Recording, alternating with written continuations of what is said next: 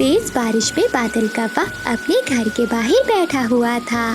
ये पक्षी भी बहुत चालाक हो गए हैं। क्या जाता है इनका, अगर एक दाना मुझे दे दिया करे। अब तो जंगल का कोई पक्षी भी मेरा विश्वास नहीं करता। क्या करूं मैं? आज तो भूख भी बहुत लगी है और ऐसी बारिश में अब मैं दाना कहां से ढूंढने जाऊंगा। तभी उसे दूर से बंटी कबूतर दाना लेकर आता हुआ दिखाई देता है। ये कबूतर तो मेरा बहुत बड़ा दुश्मन है। ये तो कभी मेरी बातों में नहीं आएगा।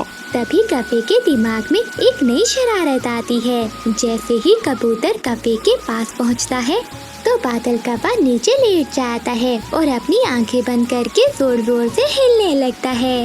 कौवे को ऐसा करता हुआ देखकर कबूतर जल्दी से वहां आता है। बादल कौवे, क्या हुआ तुम्हें? लेकिन कौवा कोई जवाब नहीं देता और वैसे ही करने लगता है। बंटी कबूतर थोड़ा सा पानी कौवे के मुंह में डालता है, लेकिन कौवा फिर भी वैसा करना ही जारी रखता है। पता नहीं इसे क्या हो गया है। ऐसा करता हूँ, थोड़ा सा दाना खिलाता हूँ, शायद ये ठीक हो जाए। कौवा जब ये सुनता है वो तो खुशी से फूल जाता है। फिर कबूतर दाना कौवे को खिला देता है। तभी कौवा भी उठ जाता है। बादल कौवे, मैं तो घबरा ही गया था। तुम्हें क्या हुआ था? तुम्हें क्या बताऊं कबूतर के मुझे क्या मसला है। सभी पक्षी समझते हैं कि मैं बहुत काहिल और सुस्त हूँ, लेकिन कोई ये नहीं जानता कि मुझे कितनी बीमारियाँ हैं। 3-4 रोज से तो मैं कुछ ज्यादा ही बीमार हूँ। बैठे बैठे ही चक्कर आने लगते हैं और मन घबराने लगता है। तुम ही बताओ कबूतर कि ऐसी हालत में मैं कैसे काम करूं। मेरी जिंदगी का तो अब कोई भी भरोसा नहीं है। बादल, ऐसा तो ना कहो, हम सब है ना तुम्हारे साथ। हम सबको ये तो नहीं पता था कि तुम इतने बीमार हो। मैं सभी पक्षियों से कह दूंगा कि तुम्हारा ख्याल रखें। कौवे के दिल में तो लड्डू फूट रहे थे। फिर कबूतर वहाँ से चला जाता है। मैं भी कौवा हूँ, जितना ऊपर से काला हूँ उतना ही अंदर से काला हूँ। ये तो मेरी शान के खिलाफ है कि मैं कोई काम करूँ। अब तो सारी जिंदगी ऐसे ही एक्टिंग कर कर खाऊंगा। फिर कबूतर चिड़िया के घर जाता है। चीकू तोता भी वहीं बैठा हुआ था। चिड़िया बहन, तुम्हें तो पता है कि बादल कौवा कितना आलसी है, इसलिए मैं उसके सबसे ज्यादा खिलाफ हूँ। लेकिन असल बात का तो मुझे अब पता चला है। क्या हुआ बंटी भैया, आप इतने परेशान क्यों लग रहे हो? चिड़िया बहन, वो कौवा तो बहुत बीमार है। उसको तो ऐसी बीमारी लगी हुई है कि वो बीमारी मेरी समझ में भी नहीं आई और ना ही उस बीमारी का कोई इलाज है। मैं इसीलिए यहाँ आया हूँ कि इस मुश्किल समय में हमें उसे अकेला नहीं छोड़ना चाहिए। हाँ कबूतर, तुम ठीक कह रहे हो। उसने आज तक हमारे जंगल में कुछ भी अच्छा नहीं किया, लेकिन जो भी हो वो है तो हमारे जंगल का पक्षी। हमारे जंगल की रौनक उसी की वजह से ही है। बताओ कबूतर, हमें क्या करना होगा? मैंने सोचा है कि हम सब मिलकर बारी बारी उसे दाना दे आया करेंगे। हाँ बंटी भैया, आपकी बात बिल्कुल ठीक है, हम ऐसा ही करेंगे। अगली सुबह वो तीनों पक्षी बादल कौवे के पास जाते हैं। बादल भैया, मुझे आपसे बहुत शिकायत है। जैसा भी हो, मैंने हर मुश्किल समय में आपका साथ दिया है। आपको मुझे बताना चाहिए था अपनी बीमारी का। मानो बहन, मैं तुम्हें परेशान नहीं करना चाहता था, बस मैं अकेला ही लड़ना चाहता था। ऐसा कहते हुए कौवा फिर से वही एक्टिंग करना शुरू कर देता है। ये देखकर चिड़िया डर जाती है और वो कबूतर के बताए हुए मुताबिक एक दाना कौवे के मुंह में डाल देती है। कुछ ही देर में कौवा उठकर बैठ जाता है। कौवे भैया, आपने घबराना नहीं है, आप जल्दी ठीक हो जाएंगे। मानो बहन, मुझे लगता है अब मैं जल्दी ही मर जाऊंगा। ये बीमारी मुझे मारकर ही मेरा पीछा छोड़ेगी। अभी तो आज मुझे अपने घोंसले की मुरम्मत का काम भी करना था। जैसे ही मेरी सेहत ठीक होती है, मैं ये काम करना शुरू कर दूंगा। कौवे भैया, मैं कर दूंगी आपके घोंसले का काम। इसी हालत में मैं आपको घर का काम नहीं करने दूंगी। ठीक है चिड़िया बहन, अगर तुम कह रही हो तो ठीक है, वरना मैं खुद ही कर लेता। बेचारी चिड़िया सारा दिन जंगल से सूखे तिनके लाकर कौवे की छत की मुरम्मत करती है। अगले दिन बादल कौवे का मामा साथ वाले जंगल से आता है। वो देखता है कि सभी पक्षी कौवे की बहुत सेवा कर रहे हैं। पक्षियों के जाते ही उसका मामा बादल कफे के पास जाता है। भांजे, क्या तुम जंगल के राजा तो नहीं बन गए जो सभी पक्षी तुम्हारी इतनी सेवा कर रहे हैं? मामा जी, ऐसा ही समझ ले। अगर आप कहें तो आपको भी ये राज बता दूं। तभी कबूतर वहीं से गुजर रहा था। वो उन दोनों की बातें सुन लेता है। मामा जी, सभी पक्षी मुझे देखकर दूर भागते थे, कहीं मैं उनसे कुछ मांग ना लूं। लेकिन इस बार मैंने भी ऐसा खेल खेला है कि आपने अपनी आँखों से देख ही लिया है। फिर बादल का बस सारी बात अपने मामा जी को बता देता है। अरे वाह, सच में बादल, तुम्हारे जैसा दिमाग किसी का नहीं है। कबूतर जो सुबह सुबह फल लेकर कफे के पास आया था, वो ये सारी बातें सुन लेता है और उसे अपने आप पर बहुत गुस्सा आता है कि वो कैसे उल्लू बन गया। लेकिन कफे, अब तुम इस बात की चिंता ना करो, इसका बदला तो मैं तुमसे लेकर ही रहूंगा। फिर वो सभी पक्षियों को बुलाता है और उन्हें सारी बात बताता है। लेकिन बंटी भैया, अब हम क्या करेंगे? चिड़िया बहन, हम भी उसके साथ वैसा ही करेंगे जो उसने हमारे साथ किया है। हम भी वैसी ही एक्टिंग करेंगे जैसी वो करता है। कबूतर, क्या मतलब है तुम्हारा? मेरा मतलब है कि जब भी कौवा एक्टिंग करने लगे, जो पक्षी भी वहाँ हो वो भी वैसी एक्टिंग करने लग जाए। इससे क्या होगा? इससे वो खुद ही एक्टिंग करना छोड़ देगा। अब इससे ज्यादा हम कुछ भी नहीं कर सकते। उस दिन के बाद सभी पक्षी ऐसा ही करते हैं। दोपहर को मिठू तोता कौवे के घोंसले में जाता है। तोते को देखकर कौवा वैसे ही करने लगता है। तुरंत तोता भी लेटकर अपनी आंखें बंद कर जोर जोर से हिलने लगता है। ये देखकर बादल कौवा बहुत परेशान हो जाता है। शाम को जब रानू चिड़िया आती है तो कौवा उसे देखकर भी वैसी एक्टिंग शुरू कर देता है। तो मानू चिड़िया भी कौवे की एक्टिंग करना शुरू कर देती है। कौवा तो और भी परेशान हो जाता है। मैं तो ऐसे ही एक्टिंग कर रहा था, ये सभी पक्षियों को क्या हो गया है? अब मेरे दाने का क्या होगा? अगली सुबह कबूतर घबराया हुआ कौवे के पास जाता है। बादल यार, पूरे जंगल में तुम्हारी बीमारी फैल गई है। मैं अभी पास के जंगल में बुलबुल डॉक्टर से मिलकर आया हूँ। पता है उसने क्या कहा है? क्या कहा है उसने? उसने कहा है कि ये बीमारी जिसको सबसे पहले लगी है उसके दिल को निकालना होगा, फिर ही मैं उसके दिल की वजह से इस बीमारी को जान पाऊंगी। बादल यार, अब सभी पक्षियों की जिंदगी का सवाल है। मुझे पूरा यकीन है कि तुम अपने दोस्तों के लिए ये कुर्बानी जरूर दोगे। ये सुनकर बादल कौवे के तो रंग ही उड़ जाते हैं। लेकिन मुझे तो कोई ऐसी बीमारी है ही नहीं, तो क्यों मैं अपना दिल दूं? तभी बाकी सब पक्षी भी आ जाते हैं। मैं तो बस ड्रामा कर रहा था आप सबसे दाना लेने के लिए।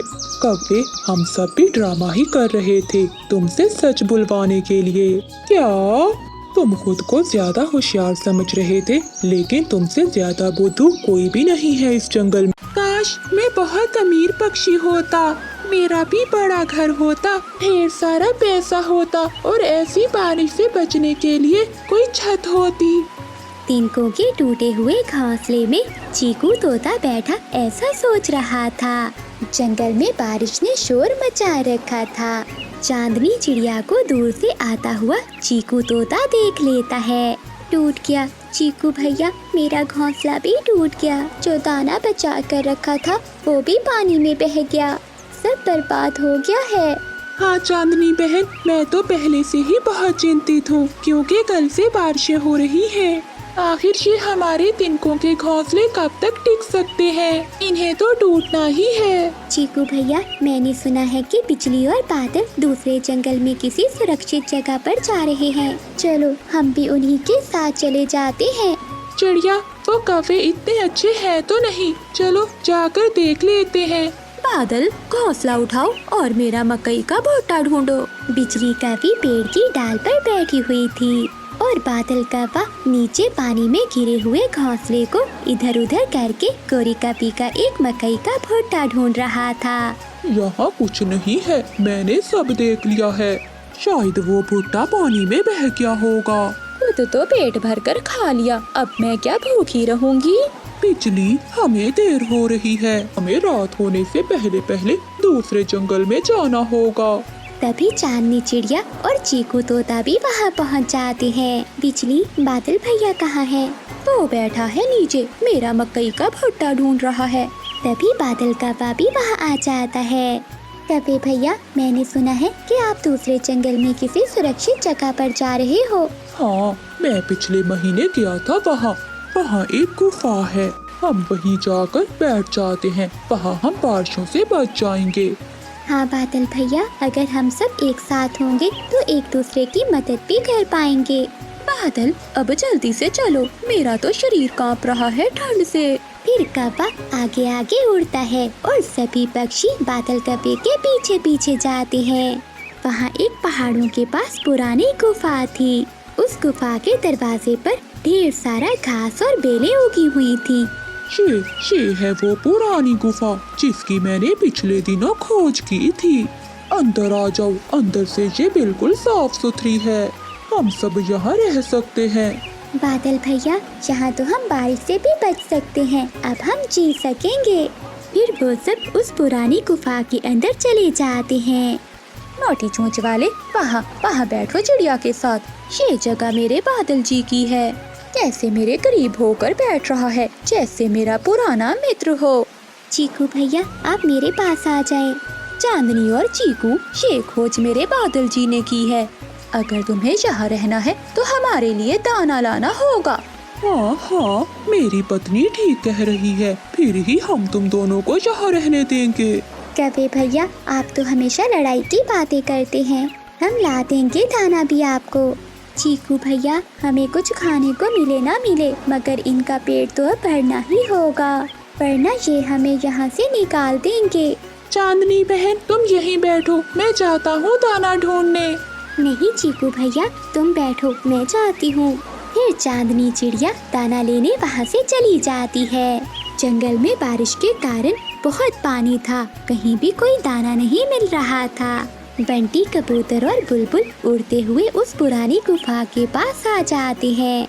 कोई है यहाँ?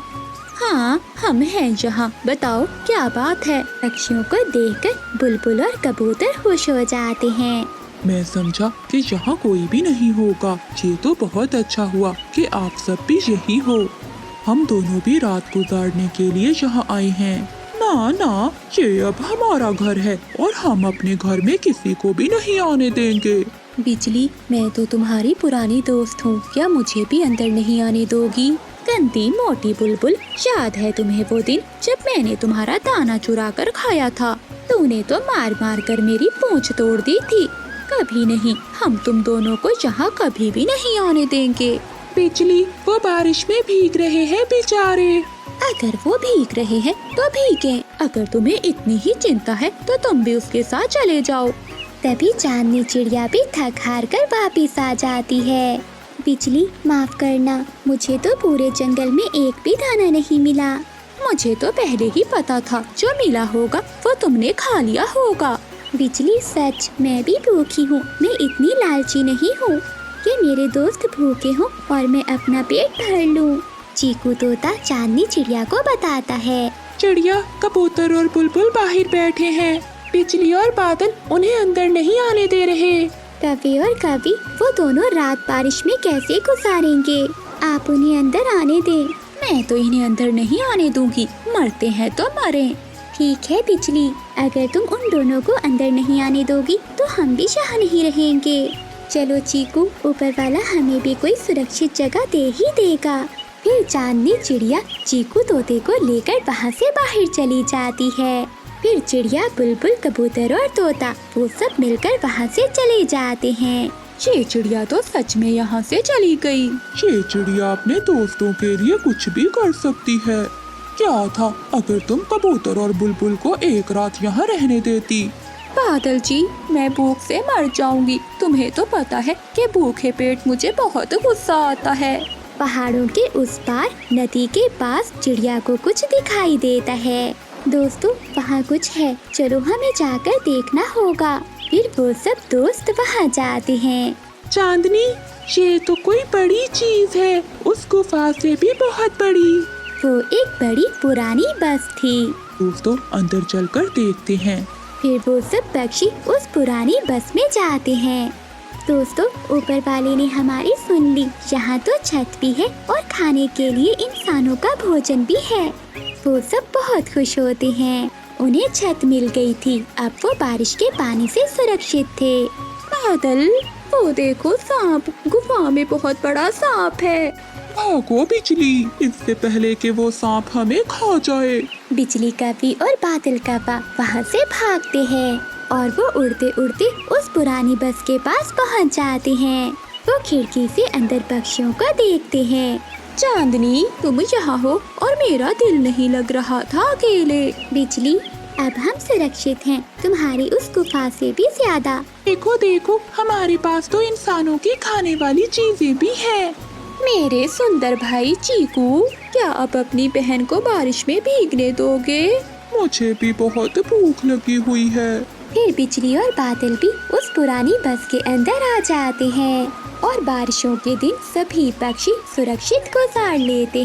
तेज बारिश में वो बूढ़ी कवि अपना सामान लिए सागर वाले जंगल से गुजर रही थी।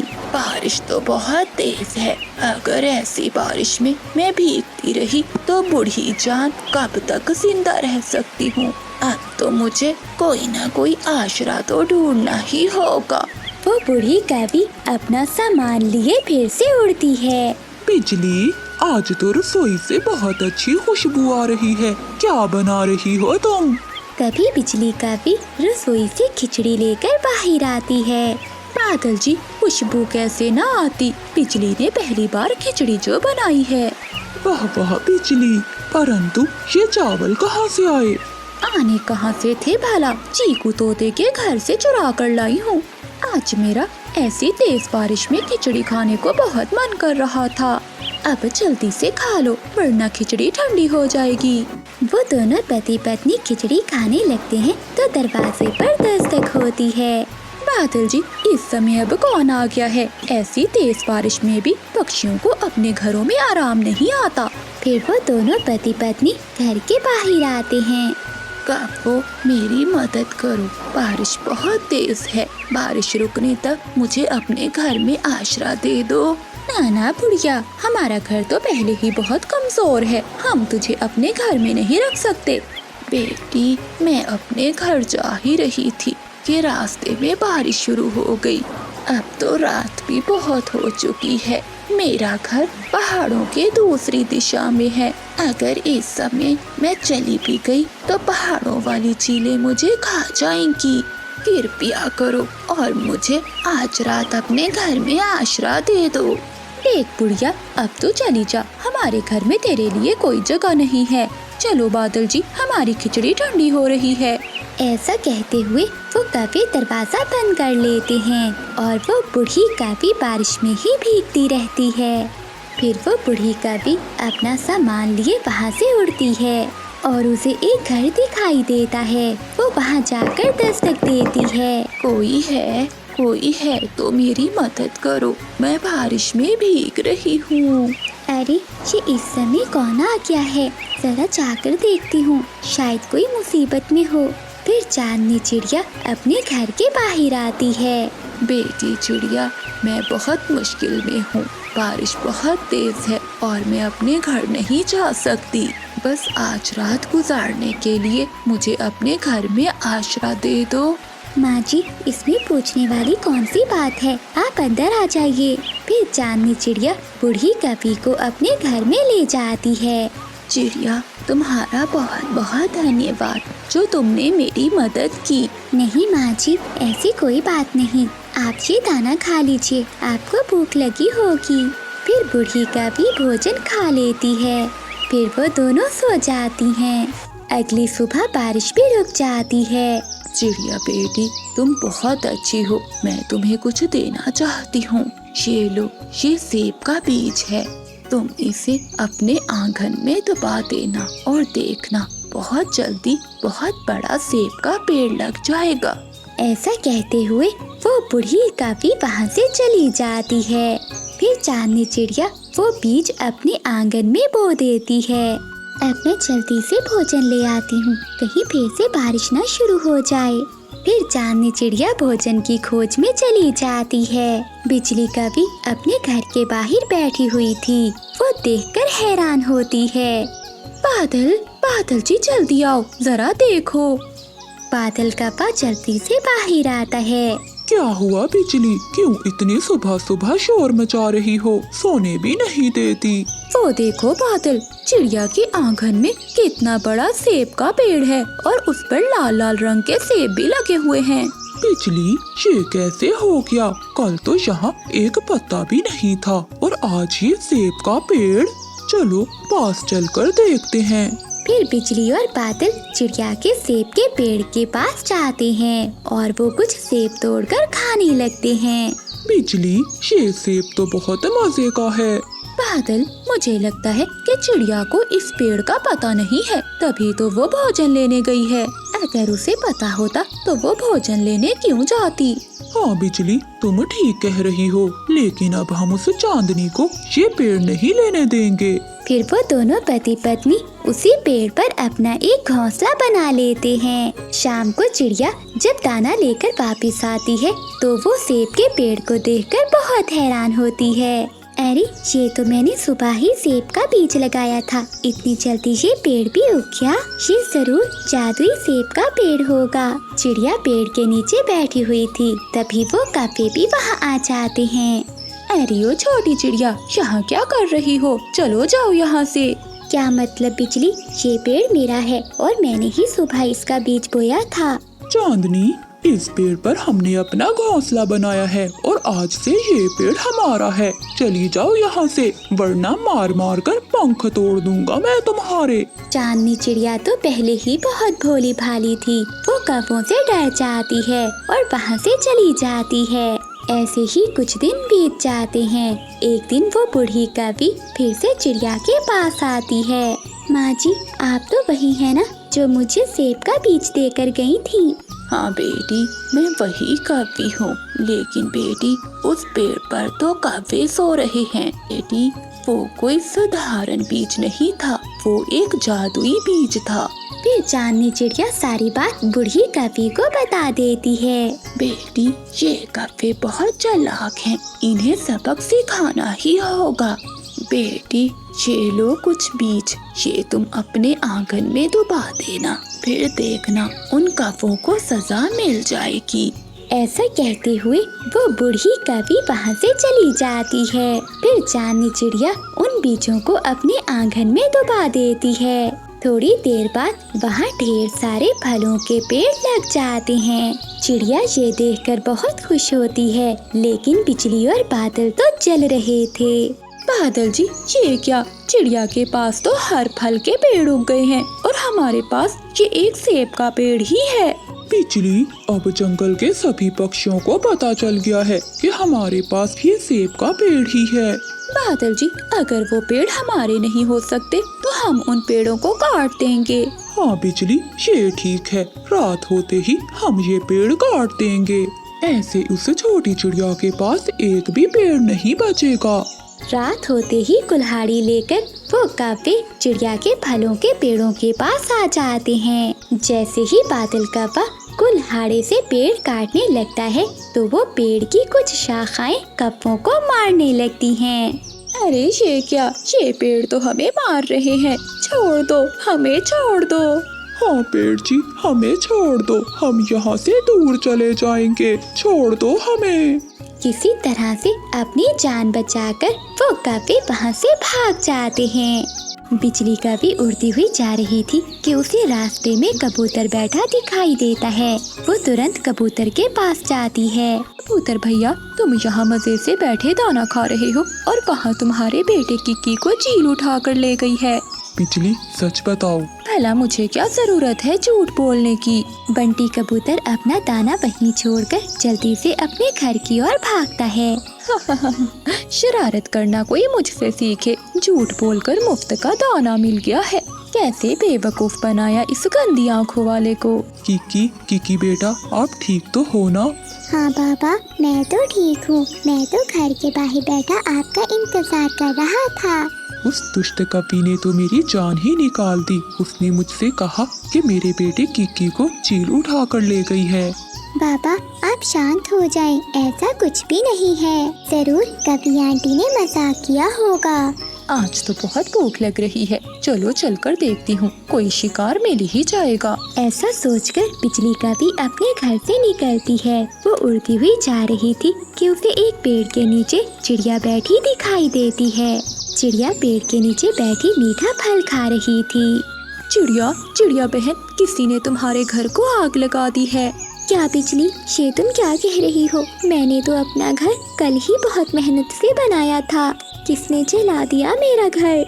चिड़िया जल्दी से अपने घर की ओर भागती है। वो उड़ते उड़ते एक पेड़ से टकराकर नीचे गिर जाती है, लेकिन वो फिर से उड़ती है और अपने घर की ओर भागती है। मीठा फल बस बिजली ही खा सकती है, क्योंकि मैं हूँ जंगल की सबसे अक्लमंद और चालाक कवि। बिजली कभी चिड़िया का मीठा फल खाती है और वहाँ से चली जाती है। अरे ये क्या, मेरा घर तो ठीक है, लेकिन बिजली ने मुझसे झूठ क्यों बोला? चिड़िया ऐसे बैठी हुई थी कि तभी वहाँ कबूतर आ जाता है। अरे चिड़िया बहन, क्या हुआ? तुम्हारा ये पंख कैसे घायल हो गया? क्या बताऊँ कबूतर भैया, मैं तो पेड़ के नीचे बैठी मीठा फल खा रही थी। तभी उस दुष्ट कवि ने मुझसे कहा कि मेरा घर जल गया है, तो जल्दी में आते आते मैं एक पेड़ से टकरा गई। ऐसा ही मजाक उस काली कपी ने मेरे साथ भी किया था। हम छोड़ेंगे नहीं उसे, हम बदला लेंगे। नहीं कबूतर भैया, लड़ने की कोई जरूरत नहीं है। हम बिजली कपी को भी उसी की तरह उल्लू बनाएंगे और चीलती से पिटाई करवाएंगे। फिर चिड़िया अपनी सारी योजना कबूतर को बताती है। शाम के बाद चिड़िया कपी के घर के पास जाती है और उसके घर के बाहर बैठकर गुलाब जामुन खाने लगती है। चिड़िया, तुमने ये गुलाब जामुन कहाँ से लिए? थोड़े से मुझे भी दे दो। नाना, मैं तो ये मिठाई बहुत मुश्किल से लाई हूँ। ये तो चीलती गुलाब जामुन बांट रही है। क्या चील गुलाब जामुन बांट रही है? लेकिन किस खुशी में? बिजली, बात तो दुख की है, लेकिन जमाने के भी उल्टे रिवाज हैं। चील की माँ मर गई और चीलों में ये रस्म रिवाज है कि उनकी माँ के मरने पर पक्षियों में गुलाब जामुन बांटते हैं। मैं भी गुलाब जामुन लूंगी, मैं भी चील से गुलाब जामुन लूंगी। हाँ हाँ कभी, मैं तो कहती हूँ कि बादल को भी साथ ले जाओ, वो भी चीलती से मिठाई लेकर खा लेगा। फिर बिजली कभी जल्दी से अंदर जाती है और वो अपने पति को उठाती है। उठो बादल जी, जल्दी से मेरे साथ चलो, आज मैं तुम्हें जी भर कर गुलाब जामुन खिलाऊंगी। गुलाब जामुन का सुनकर बादल का भी उठ जाता है। बिजली, कहाँ से गुलाब जामुन खिलाओगी मुझे? बादल, मेरे साथ चलो, बाकी की बात मैं तुम्हें बाद में बताऊंगी। दोनों पति पत्नी चील के घर पहुंच जाती हैं। चील हंडिया बना रही थी, कभी वहां जाकर झूठ मूठ कर रोने लगती है। चील दी, बहुत खुशी हुई, बहुत खुशी हुई जो आपकी माँ मर गई। अब इसी माँ के मरने की खुशी में मुझे भी गुलाब जामुन दे दो और मेरे पति जी को भी दे दो। ये सुनकर चील हैरान हो जाती है। कभी तेरा दिमाग तो ठीक है ना? चील दी, जितने गुलाब जामुन तुमने चिड़िया को दिए हैं उससे ज्यादा ही लूंगी मैं, और मेरे पति को भी 3 गुलाब जामुन देना। अच्छा, तुम यहीं बैठो, मैं अभी तुम्हें देती हूँ। चील दूसरी तरफ से एक डंडा उठाती है। फिर चील उस लाठी से उन दोनों को मारती है।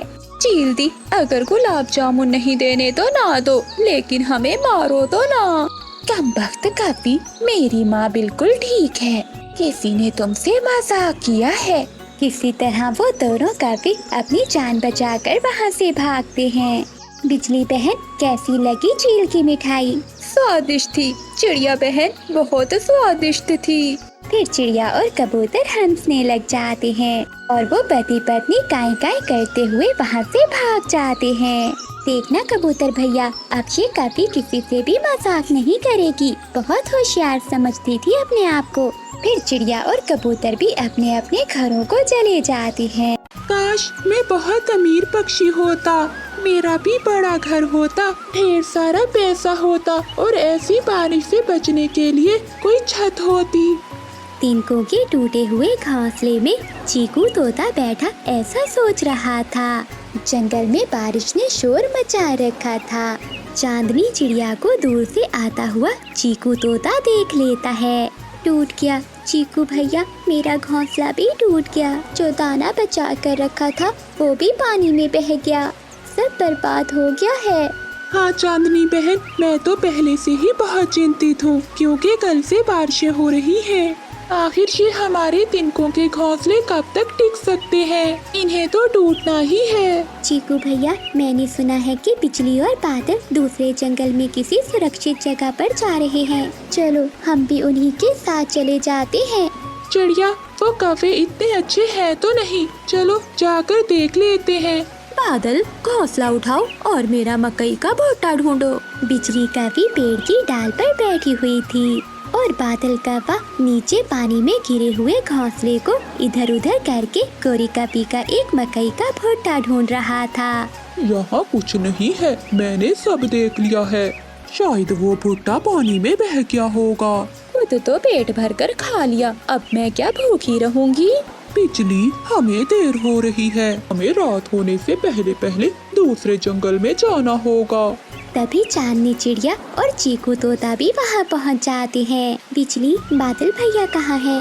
वो बैठा है नीचे, मेरा मकई का भुट्टा ढूंढ रहा है। तभी बादल कौवा भी वहाँ आ जाता है। कौवे भैया, मैंने सुना है कि आप दूसरे जंगल में किसी सुरक्षित जगह पर जा रहे हो। हाँ, मैं पिछले महीने गया था वहाँ। वहाँ एक गुफा है, हम वहीं जाकर बैठ जाते हैं, वहाँ हम बारिशों से बच जाएंगे। हाँ बादल भैया, अगर हम सब एक साथ होंगे तो एक दूसरे की मदद भी कर पाएंगे। बादल, अब जल्दी से चलो, मेरा तो शरीर कांप रहा है ठंड से। फिर कौवा आगे आगे उड़ता है और सभी पक्षी बादल कौवे के पीछे पीछे जाते हैं।